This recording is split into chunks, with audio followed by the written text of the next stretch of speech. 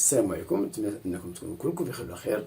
مرحبا بكم في هذا الفيديو الجديد من سلسله اكتشاف الربح مع شركه اوريفلام. بلا شك ان المغاربه كلهم محتاجين واحد الدخل اضافي باش يلا الانسان يحسن من الوضعيه ديال المعيشه ديالو مع التضخم اللي كاين وهذا الغلاء اللي كاين.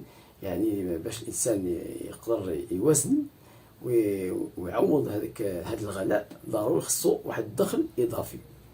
حتى انا بدوري رغم العمل الاول والثاني وسمعت بان هذه الشركه هذه الشركه ديال اوريفلام تعرضوا على شركات اخرين، ولكن ما قبلش. علاش؟ لان شركات اخرين اغلبيه كيطلبوك فلوس مثلا هكا واحد الدخل، واحد المبلغ مالي باش كتبدا مع شركات اخرين. بالنسبه لشركه اوريفلام ما يحتاجش لا دخل لا حتى حاجه، يعني ما يحتاجش واحد راس مال ولا يعني كتالوج كيجيب بالمجان، وهذا الكتالوج كتربح فيه اي حاجه بعتيها او لا اختيار الراس كتستافد من واحد الخصم ديال 23% والربح ديال 30%.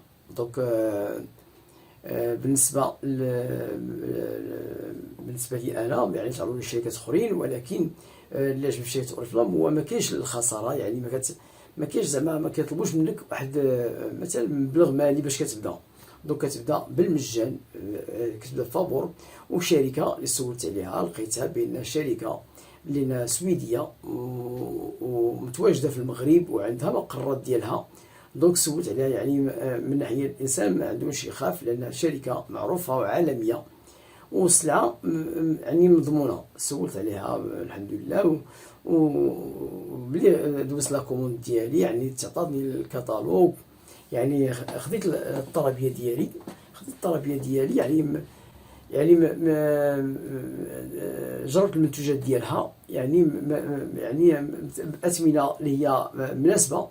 وهنا يعني من المدخول يعني شحال واحد كيصحاب باش كتدخل واحد الشركه مع الطريقه ديال البيع الشبكي. بالنسبه لشركه اوريفلام هو بيع الحرامي، يعني كيدخل واحد ويتخلص. لا، يعني ضروري من واحد المجهود كديرو باش عندك واحد الدخل اللي هو قار مع الشركه.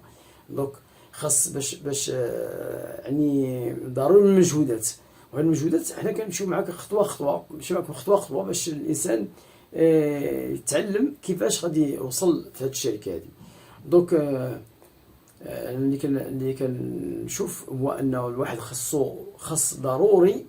اوريفلام هي مدرسه والانسان خاصو يدخل يتعلم كيفاش غادي يسجل الناس، كيفاش غادي يبيع، كيفاش يعني فيها بزاف ديال الدروس. وهذا الشيء خصنا هذه السلسله هذه باش نوصلوا الناس الفكره كيفاش الانسان غادي يبدا من صفر حتى يولي عنده دخل وعنده واحد المجموعه اللي هو كيكون تابع ليه وكيسيرها بدورته ان شاء الله. وشكرا.